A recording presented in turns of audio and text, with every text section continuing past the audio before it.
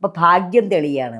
അപ്പോൾ അങ്ങനെ പറയൂലേ, മാർവാടികൾക്ക് ചെയ്യുന്ന കാര്യങ്ങളാണ് ഞാൻ ചെയ്യുന്നതല്ല, അത് മാർവാടികൾക്ക് ചെയ്യുന്നതാണ്. അവരെപ്പോഴും പണത്തെ സ്നേഹിക്കും. പൈസ കയ്യിൽ കിട്ടിക്കഴിഞ്ഞാൽ ലക്ഷ്മി കണ്ണിൽ വെച്ച് പ്രാർത്ഥിച്ചെടുക്കരുത് അല്ലേ. നമുക്ക് കൊറോണ സമയത്ത് പറ്റില്ല എങ്കിലും നമുക്ക് പൈസ കൈ കിട്ടിയാൽ ലക്ഷ്മി ദേവി നന്ദി നന്ദി, എനിക്കിത് കൈ കിട്ടിയത് 1 രൂപ കിട്ടിയാലും 1000 രൂപ കിട്ടിയാലും 10 രൂപ കിട്ടിയാലും നന്ദി, താങ്ക് യു എന്ന് പറഞ്ഞിട്ട് വേണം ഈ പൈസ എടുത്ത് മാറ്റി വയ്ക്കാം. അങ്ങനെ നമ്മൾ നിരന്തരം ചെയ്തു വരുമ്പോൾ നമുക്ക് ധനത്തിന് ഒരു ബുദ്ധിമുട്ടുണ്ടാവില്ല. പിന്നെ നമുക്ക് ഭാഗ്യത്തിന് നമുക്കിപ്പോൾ ചിട്ടി കിട്ടണം എന്നൊക്കെ പറയുകയാണെങ്കിൽ ഒരു ഗ്ലാസ് ബോട്ടിലിൽ ഒരു 3/4 ഭാഗം വെള്ളം എടുക്കുക, ഒരു 3 സ്പൂൺ കല്ലുപ്പ്, ഓരോ സ്പൂൺ കല്ലുപ്പിടും നമ്മുടെ ആഗ്രഹം എന്നാണ് പറഞ്ഞിട്ട് ഇടുക. എന്നിട്ട് ഒരു ചെറിയ പീസ് പേപ്പറിൽ നമ്മുടെ പേര്, ഡേറ്റ് ഓഫ് ബർത്ത് എഴുതുക, നമ്മുടെ ആഗ്രഹം എഴുതുക, പച്ചമഷി ജെൽ പെന്നും കൊണ്ട് എഴുതണം.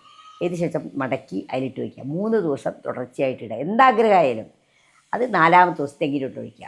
അത് നടക്കാറുണ്ട്, നടന്നിരിക്കുക. അത് ചെയ്യുമ്പോൾ നമ്മൾ നടക്കുമോ സംശയമൊന്നും നടക്കില്ല. പൂർണ്ണ വിശ്വാസമാണ്. ഇപ്പം അമ്മയുടെ കൈ പിടിച്ച് നമ്മൾ നടക്കുമ്പോൾ നമുക്ക് എത്രത്തോളം വിശ്വാസമുണ്ട് അതുപോലെ വിശ്വാസത്തോടെ ചെയ്താൽ ഇതെല്ലാം നടന്നിരിക്കും. അതാണ് ഭാഗ്യമല്ലാതെ ആരും കാശ് കൊടുത്ത് മേടിക്കുന്നതോ ഭാഗ്യം ഓടി വരുന്നതൊന്നുമല്ല. ഭാഗ്യം ജാതകത്തെ പോലും മാറ്റാൻ പ്രാർത്ഥന കൊണ്ട് സാധിക്കും. നിരന്തരമായൊരു ഭഗവാനെ പ്രാർത്ഥിച്ചാൽ നടക്കാത്ത കാര്യങ്ങളൊന്നുമില്ല. അതുപോലെ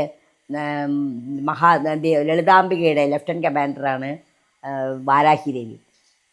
രാത്രി കാലങ്ങളിൽ 8 മണിക്ക് ശേഷം വാരാഹിയമ്മയെ പ്രാർത്ഥിക്കാം. വലിയ മന്ത്രം ചെല്ലരുത്. ഓം ഹ്രീം യോഗിനി യോഗഭയങ്കരി വാരാഹേ നമ, അതൊരു 108 പ്രാവശ്യം ജപിച്ച് അത് വടക്കോട്ടോ കിഴക്കോട്ടോ തിരിഞ്ഞ് പ്രാർത്ഥിച്ച് നമ്മുടെ കാര്യം പറഞ്ഞാൽ തീർച്ചയായിട്ടും അത് നടക്കും. ഉറപ്പുള്ള കാര്യങ്ങളാണ്, എനിക്കനുഭവമുണ്ടതൊക്കെ.